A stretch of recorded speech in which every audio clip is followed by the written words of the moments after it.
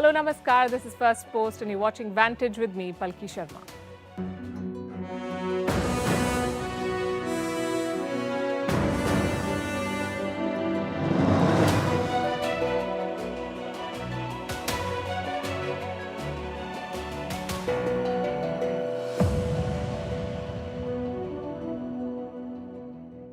It's Friday. The blockbuster came from the Munich Security Conference. 92-year-old George Soros spoke against India. The response was swift and fitting. We'll tell you who this man is, why he's banned in his home country, reviled in many others, and what his motivations are. Meanwhile, India and America are joining hands to take on China. From drones to diplomacy, they're working together on a range of things. A US Senate resolution calling Arunachal Pradesh an integral part of India is the latest in this series. In Israel, a new law takes away the citizenship of terror convicts who get Palestinian money. The law got bipartisan support and some unpopular opinion, while women leaders quitting at the top of their game sets a bad precedent. We'll discuss the headlines first. The latest in the balloon war, China retaliates, imposing sanctions on US defense giants Raytheon and Lockheed Martin. Beijing says this is because they sold arms to Taiwan. Japan vows to spend about $150 billion to address its population decline. That would amount to about 4% of its GDP, twice as much as the country's proposed defense budget for 2027. Japan faces a population crisis with falling birth rates and an aging population. Iran sees its biggest protests in weeks. This comes 40 days after two protesters were executed. The protest began with the death of 22-year-old Masha Amini last September. They've transformed into anti-regime protests. It's raining taxes in Pakistan. Now big businesses will have to pay 4% super tax. The government is desperate for revenue and an IMF bailout. And the family of Hollywood actor Bruce Willis announces that he has dementia. The die-hard star has been diagnosed with frontotemporal degeneration, or FTD. He's 67 years old and retired from acting last year.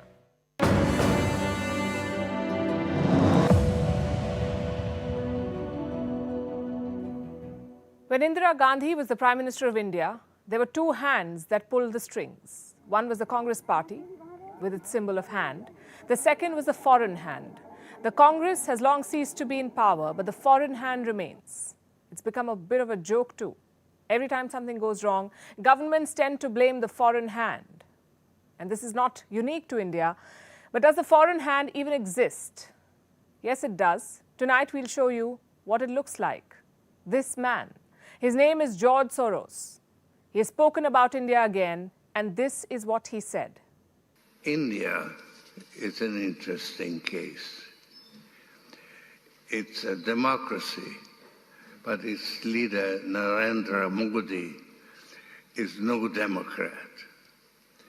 Inciting violence against Muslims was an important factor in his meteoric rise.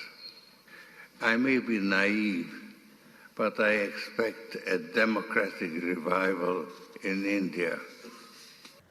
Soros was speaking at the Munich Security Conference. India's ruling party was quick to respond. The man who broke the Bank of England, a man who is known and designated so by a nation as an economic war criminal, has now pronounced his desire to break the Indian democracy. The debate is all over the news now, but what Soros has said is nothing new. He's been saying it for a while. Listen to this speech from 2020. Nationalism, far from being reversed, made further headway. The biggest and most frightening setback occurred in India, where the democratically elected Narendra Modi created a Hindu nationalist state, imposing punitive measures on Kashmir, a semi-autonomous Muslim region, and threatening to deprive millions of Muslims of their citizenship. It's easy to confuse him with an opposition spokesperson, but that would be undermining his clout and influence. George Soros is a man with a messiah complex, 92 years old, extremely controversial, and unabashed about his intentions to bring down governments. A couple of years back, he pledged $1 billion to oust the Modi government in India. Money to fight nationalists, he said. Soros belongs to Hungary, but his native country does not want him. They passed a law in 2018, a dedicated law against George Soros. It's called the Stop Soros Law. It is to stop Soros from funding organizations in Hungary. The man is a Jew, but no friend of Israel.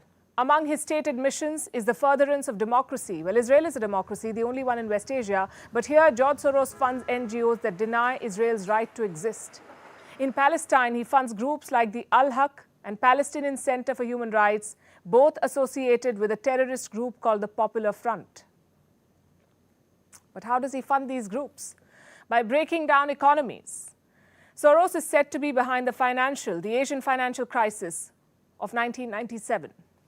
Again, unabashed and unapologetic about the crisis he helped create. Listen to this. In the last 2 years, you've been blamed for financial collapse of Thailand, Malaysia, Indonesia, Japan, and Russia. Yeah, all of the above. All of the above. Yeah. Are you that powerful? No, I think there's a great misunderstanding. I think that I've been blamed for everything. I am basically there to make money. I cannot and do not look at the social consequences of what I do. Which George Soros am I talking to now? The amoral George Soros or the moral George Soros? It's one person. It's one person who at one time engages in amoral activities and at the rest of the time tries to be moral. Rewind further, 1992, an event that has come to be known as Black Wednesday. Soros bet against the British pound. He said it will sink. Other investors followed. The pound came under pressure, so much so that Britain had to withdraw the pound from the ERM, the European Exchange Rate Mechanism. Soros got $1.5 billion in a month, and the title of the man who broke the Bank of England. Today, he's among the 10 richest hedge fund managers in the world. Bloomberg reports that his wealth is over $8.5 billion, but he's donated way more than this sum. Soros runs a foundation called the Open Society. It operates in 70-odd countries, including India. It is headquartered in New York. It's been used to funnel some $32 billion to various countries. Soros is also a political player. He funds parties and individuals. In 2012, he donated $1 billion to a political action committee led by Barack Obama. In 2016, he was the biggest donor to Hillary Clinton's campaign. He spent £400,000 on anti-Brexit groups. A few years before that, he backed Germany leaving the EU. That did not happen, but the pattern is quite clear. He has consistently used his money to influence policy and people. He's been accused of undermining the sovereignty of countries, funding anti-national groups, and fueling anti-national sentiment. His mission is to liberate the world from ideas that he doesn't agree with. And his current target is India. The Open Society Foundation started working in India in 1999, but they launched an India-specific program in 2014. What happened in 2014? Narendra Modi came to power. George Soros started pumping money into NGOs in the name of promoting democratic practice and the rule of law. In 2016, the government restricted his activities. He began speaking out on international platforms, and of late, he's been clearly calling for regime change. India goes to polls next year. While the opposition is still finding its bearings, the foreign hand has begun its work in earnest, it seems. First, a documentary, now a speech. I'm sure magazine covers and headlines like these will follow soon. But the thing about democracy is this. Despite all the politics and propaganda, the people still have the last word. 2023 will be a defining year for Indian diplomacy. And part of that effort will be India taking on China. As of today, China is India's biggest foreign policy challenge. Same with the United States. China is enemy number one. The US is caught in a cold war with China. India is locked in a border standoff with China. So it makes sense for them to come together. India and the US have joined hands. They're preparing to counter China on three fronts: infrastructure, defense, and diplomacy. Let's tell you how. Infrastructure first. There's a lot happening on this front. India is ramping up its border infra. An all-weather highway, a tunnel that will run through the mountains. This will be in the border state of Himachal Pradesh. It will improve connectivity to Ladakh. India will be able to move troops and hardware faster. This highway will be the shortest route to the border. It will be built at a cost of $206 million and will be completed by December 2025. And that's not all. India is bolstering its border defenses. More soldiers will be sent to the front. Almost 50,000 soldiers are already deployed. Another 9,000 troops will be added. What about China? How many troops does Beijing have? We do not have the exact number, but it's believed that the PLA maintains a similar level of presence at the border with India. The latest border standoff with China began 3 years back. There have been at least 17 rounds of dialogue since. But China refuses to de-escalate, so India is left with no choice but to match Chinese deployments. The US too wants to help India. It is willing to share not just advanced military hardware, but also the know-how to make these weapons. Reports say India and the US are jointly developing UAVs, unmanned aerial vehicles. In other words, drones. A prototype is being developed. Its first trials are expected to take place later this year. How does a joint venture help? It's about the ownership of intellectual property, or IP. India and the US will share the rights, and this collaboration is not just limited to one project. A few more initiatives are in the pipeline, and this includes counter-drone systems.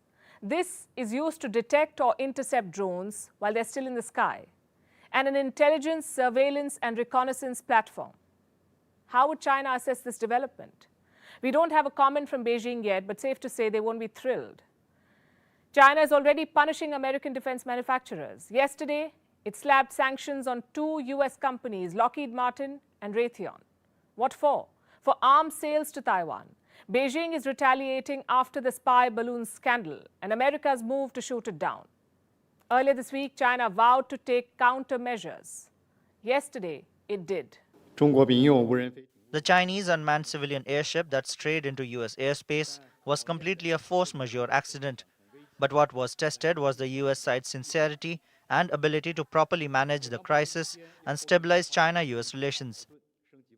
The US side cannot simultaneously seek communication and dialogue while at the same time spreading conflicting lies and escalating the crisis. The US has called these sanctions symbolic and unnecessary, which brings me to the diplomatic response. There are 2 developments on this front. Number one, a top American official is visiting Taiwan. His name is Michael Chase. He is the Deputy Assistant Secretary for Defense for China.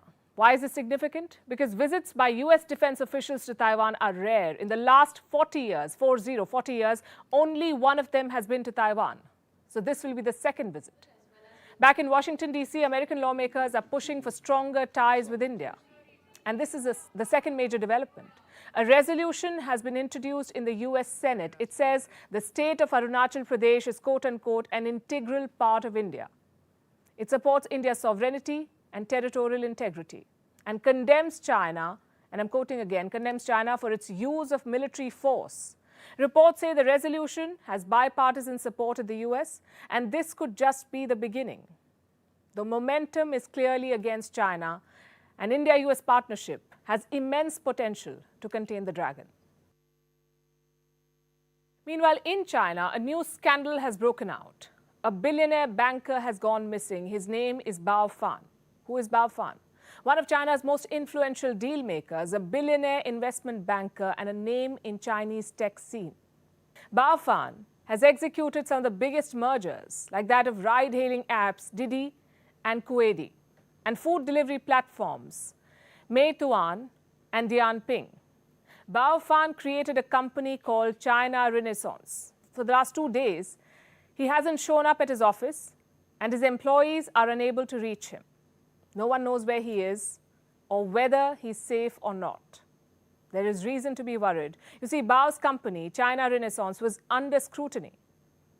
Its former president, Kong Ling, was being probed. The investigation started in the month of September, and Bao was said to be cooperating. What was this probe about? We don't have the specifics. Now, suddenly, Bao has disappeared, and his company has sent a notice to the Hong Kong Stock Exchange. It is a message to shareholders. I have that message with me. This is what it says. The company has been unable to contact Mr. Bao Fan. The board is not aware of any information that indicates that Mr. Bao's unavailability is or might be related to the business and or operations of the group, which is continuing normally. Just imagine the horror. This is a company telling a stock exchange that it has no idea where its CEO is. Their stock took a nosedive. This morning, shares dropped by 50%. The shareholders are worried, and with good reason. They fear that Xi Jinping's crackdown on billionaires has resumed. In recent years, at least 6 billionaires in China have met the same fate. Authorities have investigated them. They've faced a range of charges from corruption to tax evasion to misconduct. Big names have been targeted like this. Jack Ma is the most prominent one. In 2020, he criticized Chinese regulators, and he lost billions. He had to call off the Ant Group IPO. It led to a loss of $37 billion. Jack Ma himself went missing for 3 months. In 2015, Guo Guangchang got the same treatment. He's known as the Warren Buffett of China. Guo had vanished for several days. As it turned out, he was assisting authorities with a probe. That is the official version. What was this investigation all about? Again, Beijing shared no details. There are other names on the list, like real estate mogul Ren Ziqiang and Tomorrow Group's executive Xiao Jianhua. More recently, Beijing has expanded this crackdown to celebrities. In 2018, actress Fan Bingbing went missing. She was out of the public eye for 3 months. When she reappeared, Chinese authorities slapped a $70 million fine on her. On what grounds? Tax evasion.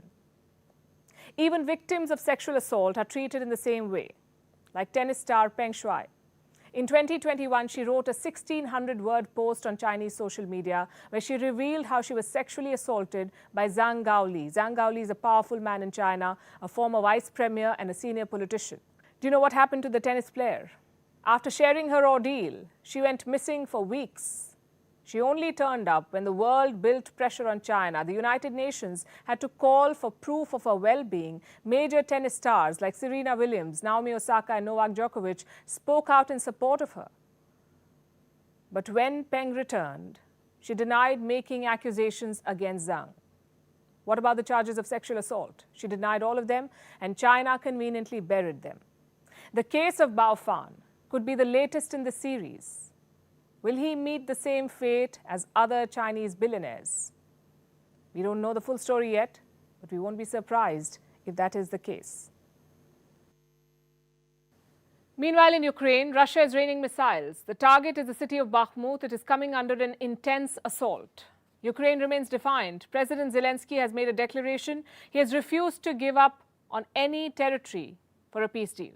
Experts say neither side can continue in this fashion for very long. They can certainly not keep on fighting because the world doesn't have the ammo to sustain this war. A report says the global war machine is running out of ammunition. Here's more. The missiles are flying from all directions. Ukraine soldiers are at the receiving end. They have made an appeal from the front lines.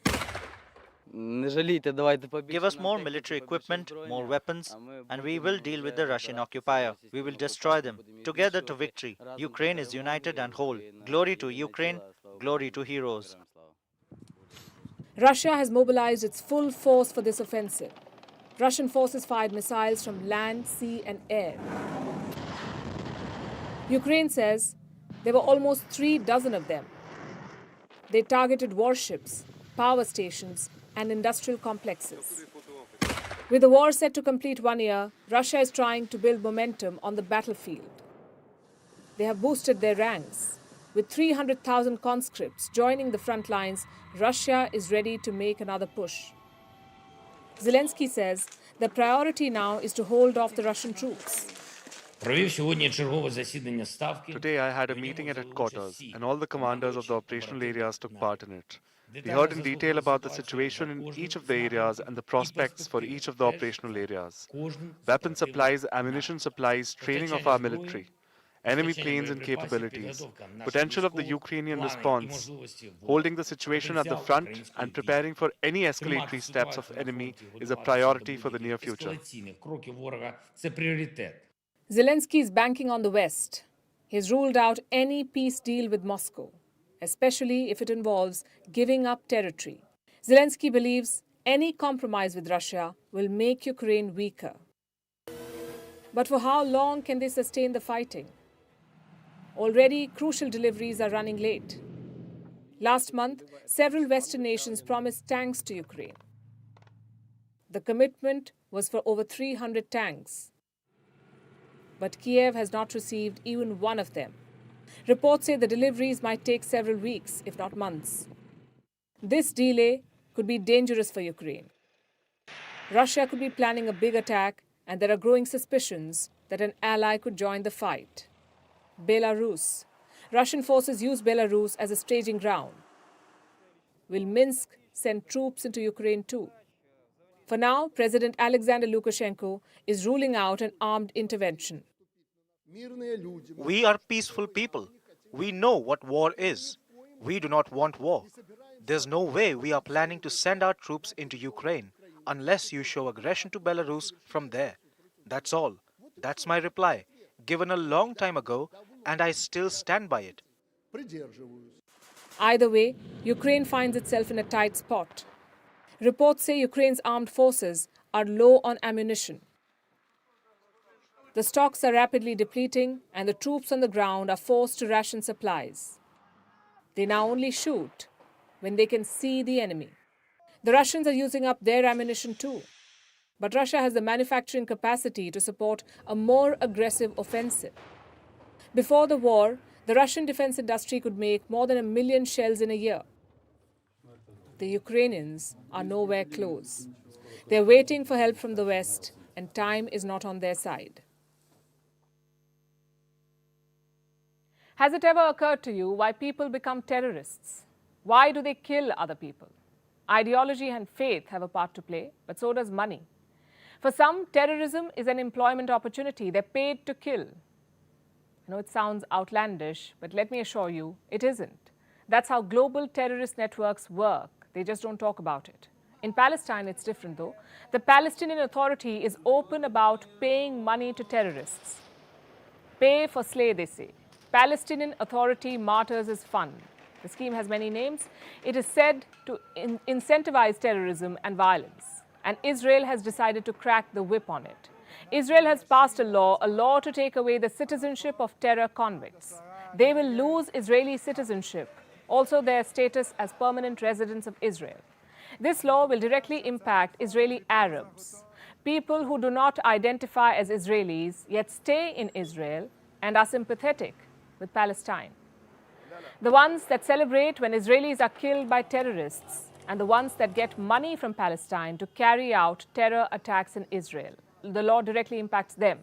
Now, if they carry out attacks against Israel and then receive money from the Palestinian Authority for those attacks, they will lose their right to live in Israel. They'll be deported to Palestine. The law also impacts Palestinians living in East Jerusalem. A lot of them do not have Israeli citizenship. They have refused it for years. Instead, they have the status of being permanent residents of Israel. But if they are convicted of terror attacks against Israel, and if they accept monthly stipends from Palestine, they will be deported to Palestine. The law's main sponsor is in the Israeli parliament is very clear about what's going to happen now. And I have a quote from what he said. I say unequivocally, a terrorist who receives money from the Palestinian Authority should fly from here to Gaza, anywhere else. Do not stay here. He won't be here. The law has bipartisan support in Israel. It passed the parliament with 94 votes in favor and 10 against. And it's a big win for Prime Minister Benjamin Netanyahu. He's leading what is called Israel's most right-wing government right now. But why was such a law needed? Well, if you're a terrorist that attacked Israel, you and your family will be taken care of. That's how it works. You'll get monthly stipends from the Palestinian Authority. What is the Palestinian Authority?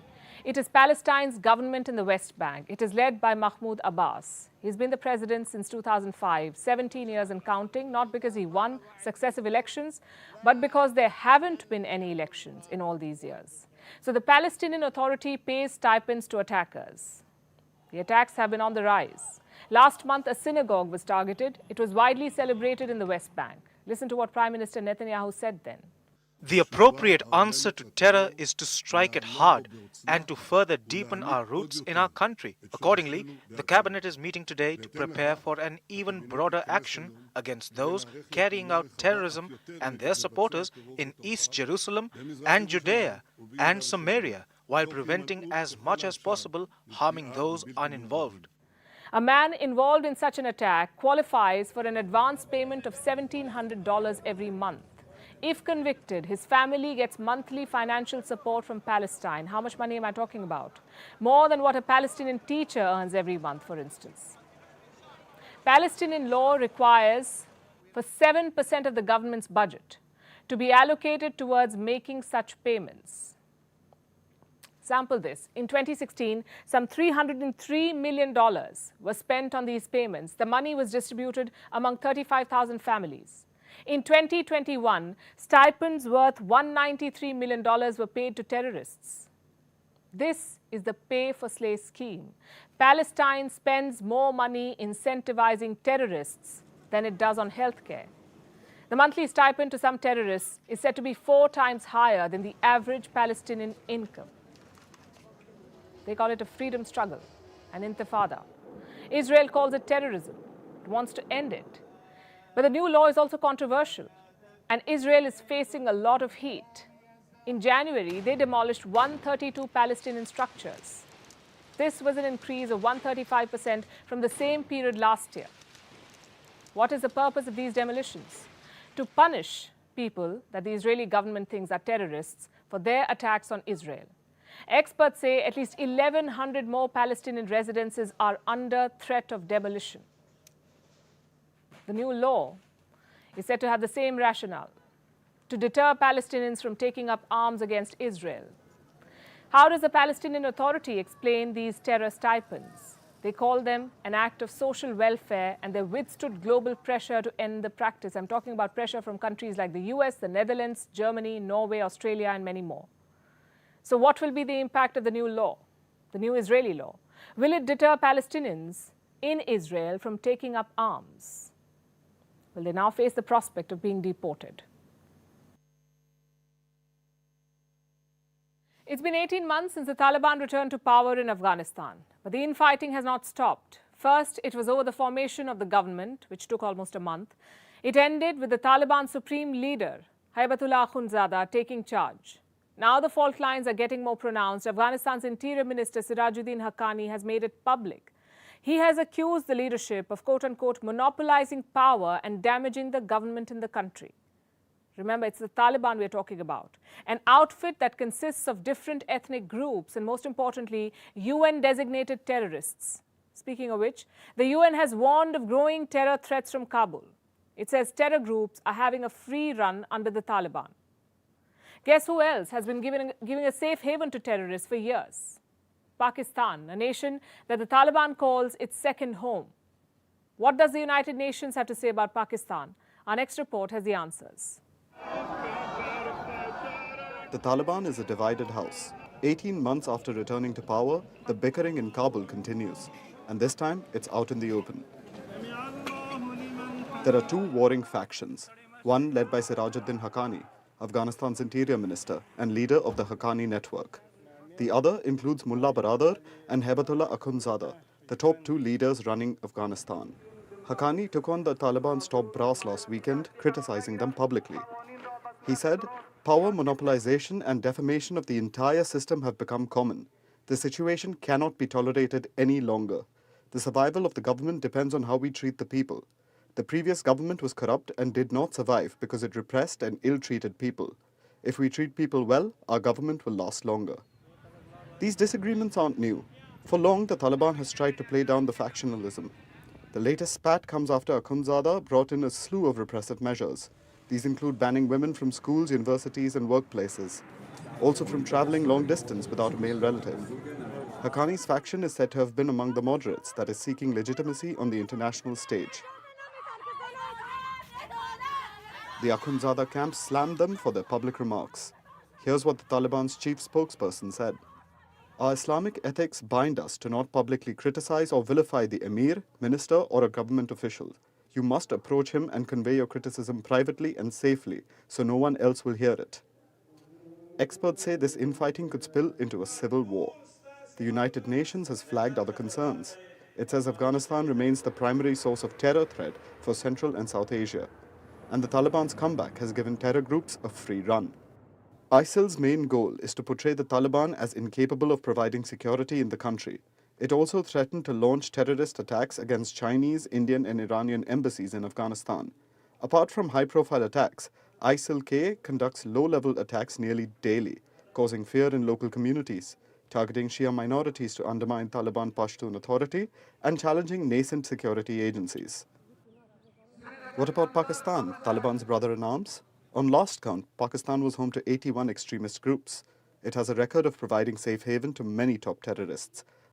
Al-Qaeda chief Osama bin Laden, his successor, Ayman al-Zawahiri, Jaish-e-Mohammed founder Masood Azhar, and Taliban leader Sirajuddin Haqqani, Mullah Baradar, and even Hebatullah Akhundzada. The Pakistani Prime Minister is busy looking for answers that he already has. As per my information, in Pakistan, including this province, these terrorists have not occupied an inch of land. They are moving around, and this is a very good sign. But the questions of how they were able to reach here, who brought them here, these are the questions that the nation wants answers for. The Prime Minister believes terrorists moving around is good news, but the chickens are coming home to roost. The Pakistani Taliban is taking on the government.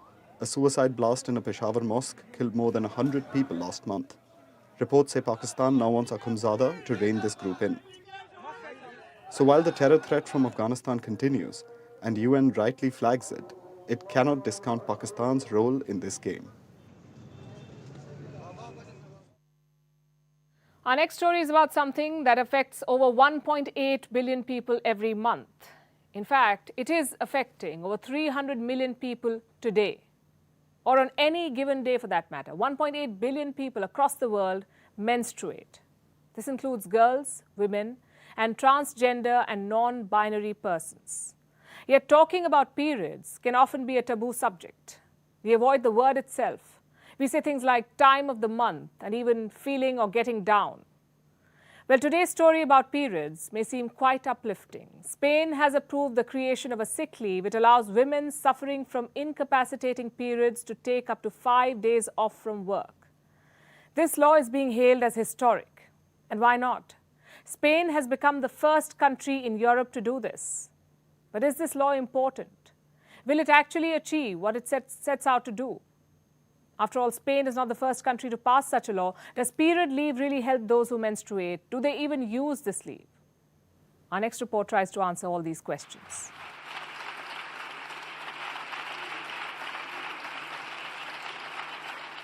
The Spanish Parliament has finally approved the creation of period leave. Women suffering from incapacitating periods will be able to take up to 5 days off. This is being hailed as a historic decision, not just for Spain, but also for Europe.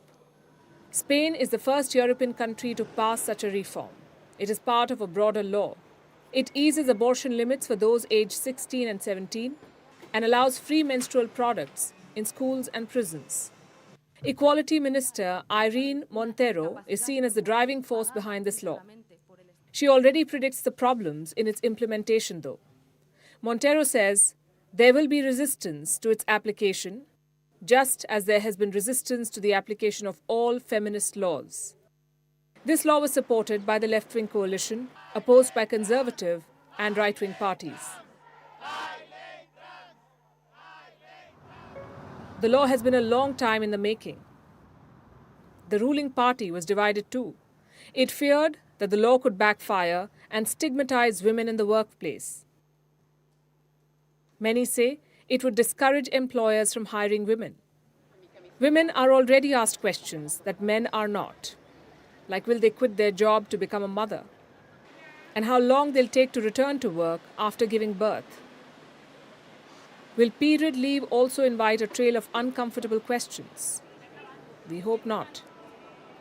But there's no denying that this law could become another handicap for women finding jobs.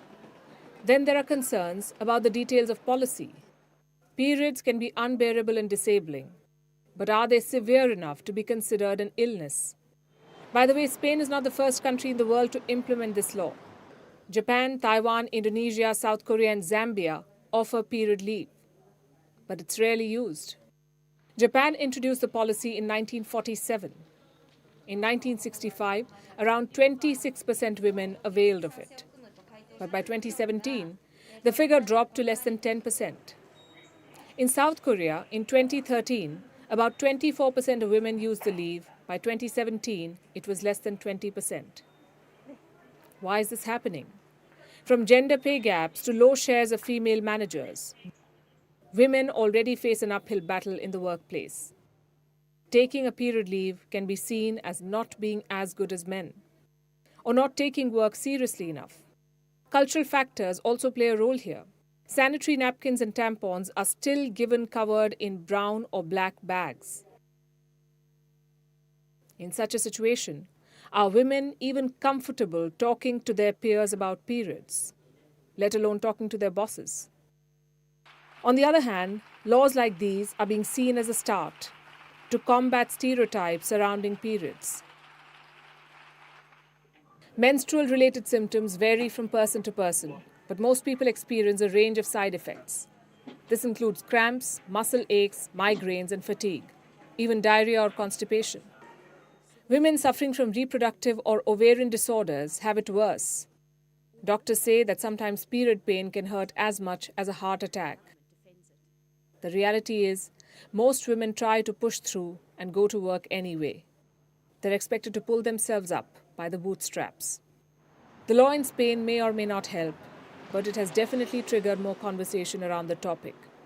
It is helping people recognize the reality of their bodies. Maybe it will encourage them to seek the support that is required.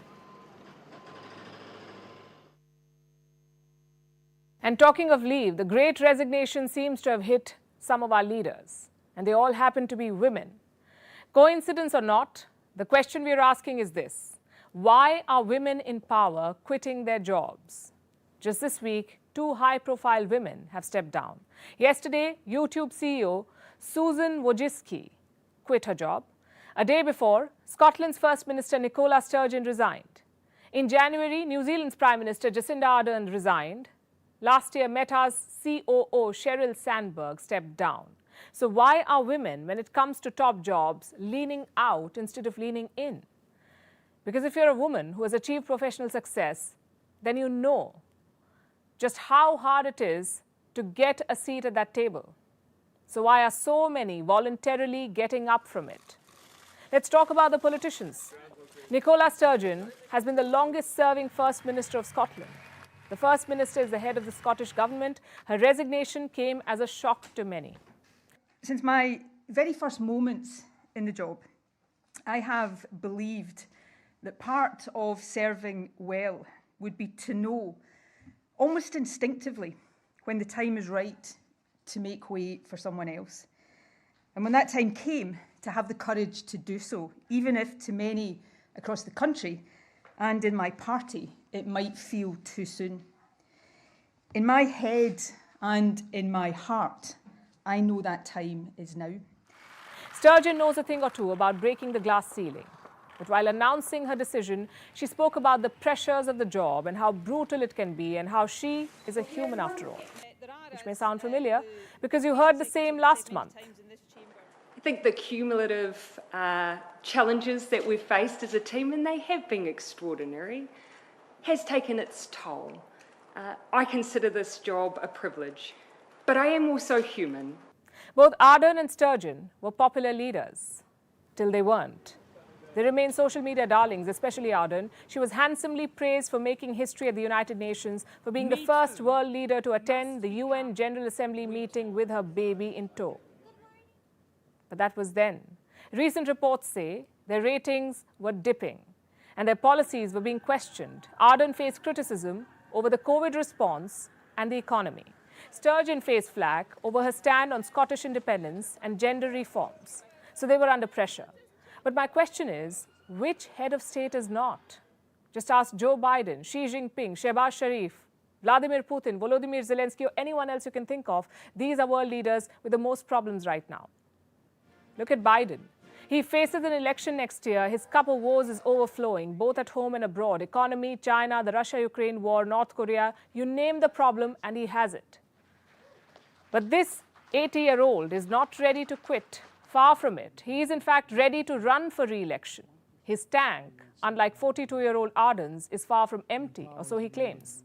Shehbaz Sharif's country, Pakistan, is on the verge of bankruptcy. Zelensky is on the verge of a meltdown over lack of fighter jets from the West. Xi Jinping is dealing with balloons and viruses and everything in between. And Putin started a war he has not been able to win yet. Different leaders, different problems, but no one is quitting. So while some are praising Arden and Sturgeon for being true to themselves and knowing when to stop, others are talking about the message it sends, especially to young girls who look up to these leaders as role models. I know what I'm saying is politically incorrect, but someone has to say it, I think. When the pressure builds, is quitting the answer? Remember the saying, when the going gets tough, the tough get going. There is no denying that women in positions of power have an additional burden, the burden to constantly prove that they can do it all. You're expected to look like a girl, act like a lady, think like a man, and work like a boss. It's not easy. But no one said it was. And giving up is definitely not the solution. It's not like it can't be done, because so many others are doing it, have done it in the past. In fact, when it comes to women leaders who have persevered, the subcontinent can teach a thing or two to the so-called first world.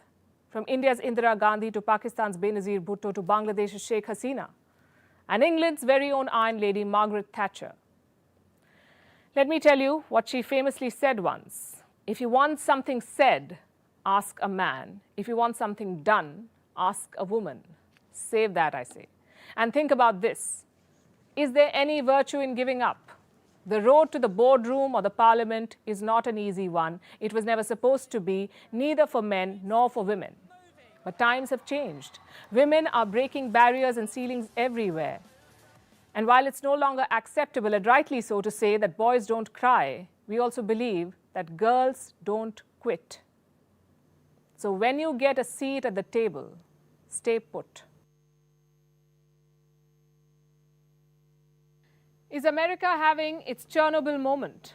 People in Ohio certainly think so. These are residents of East Palestine. It is a small town in America. It's called East Palestine. A train carrying toxic chemicals derailed near this town. Then the derailed bogies caught fire. This was 2 weeks ago. People were evacuated. They're now returning to discover the full impact of the disaster. Many say they're suffering from headaches, sore throats, and a burning sensation in the eyes. There are reports about pets and other animals dying. Thousands of fish turned up dead in the nearby Ohio River. So is it really safe to return? What are the long-term impacts of this chemical spill? And what's being done to fix the situation? The town's residents wanted answers from the railway firm that operated the train. There was supposed to be a town hall on Wednesday. The representatives of the firm did not show up. Here's more. On the night of February 3rd, a train derailed in the town of East Palestine in the US. It's a small town of about 5,000 people in the state of Ohio. When the train derailed, it caught fire. Some of the cars contained toxic chemicals. Among them was vinyl chloride, a known carcinogen. It's also flammable. The bogies transported it could explode. An alarm was sounded, the area was evacuated. Authorities conducted what they called a controlled release of the toxic gas. It created an ominous black cloud that engulfed the skies. A toxic mushroom cloud shrouded parts of Ohio. You see, vinyl chloride doesn't become safer after you burn it. On the contrary, it releases two toxic gases, hydrogen chloride and phosgene. These are now in the atmosphere. Vinyl chloride wasn't the only chemical in the train. Many others were leaked into the town. These chemicals are used to make plastics and paints. Now they're in the air and water. People were allowed to return last week. They're complaining of headaches, nausea, dizziness, sore throats, eye, nose and skin irritation. In the long term, people are susceptible to cancer too. Saturday, we were in my room, which I had the door closed and it didn't smell in there. But my son came out and he was like, "Oh my God, it stinks, Mom. It smells like paint thinner." And I'm like, "No, it doesn't." I got up and come out and it smelled like really, really strong paint thinner. And then his eyes turned like bloodshot and he started coughing and I was like, "Yeah, we're leaving." So we hurry up and grabbed as much as we could and we took off. The firm that ran the train refused to attend the town hall. The derailment has caused potentially irreversible damage. Some people have lost their pets. The local wildlife is dying in droves. Many people are now considering leaving the town, a town some of their families have inhabited for hundreds of years. The train was carrying hazardous cargo, but it did not bear a high hazard classification. This would have ensured better safety precautions, but the firm's excuse is that only a few bogies were carrying the toxic chemicals. We are absolutely going to hold Norfolk Southern accountable, and I can promise you that. The important thing to me is that we hold, as the administrator said, that we hold Norfolk Southern accountable. So we're going to get through this together. We're going to hold Norfolk Southern accountable. Is this a promise of justice, or is it just passing on the buck? Will the victims ever be fully compensated? In the case of Chernobyl, the city is a ghost town. People can never go back to their ancestral home. In Italy, an accident took place at a chemical plant near Milan in 1976. Toxic gases polluted the surrounding areas. Studies have found how the locals became more susceptible to cancer. The technical director of the company was sentenced to just 2 years in prison for the negligence. And India's Bhopal gas tragedy victims still await justice. The then CEO of Union Carbide fled India and never faced prison. More often than not, companies pay some damages and the people responsible escape punishment. And finally, it's time for Vantage shots, images that tell the story. Turkey and Syria continue to deal with the devastation left behind by earthquakes. Christ the Redeemer in Rio de Janeiro, one of the 7 wonders of the world, was illuminated to pay tribute to the victims. In Germany, people did a countdown to 11/11. It is considered the magical hour. This was part of a carnival in the city of Cologne. Sharjah in the UAE is famous for its mosques. One of them was lit up for a festival. It highlighted the aesthetics, architectural details and designs. You don't want to miss this one. And finally, in the UK, an 85-year-old woman zip-lined 500 feet above the ground. This is the fastest zip line in the world and the longest in Europe. As they say, you're only as old as you feel. Thanks for watching. Have a good weekend. We'll see you on Monday.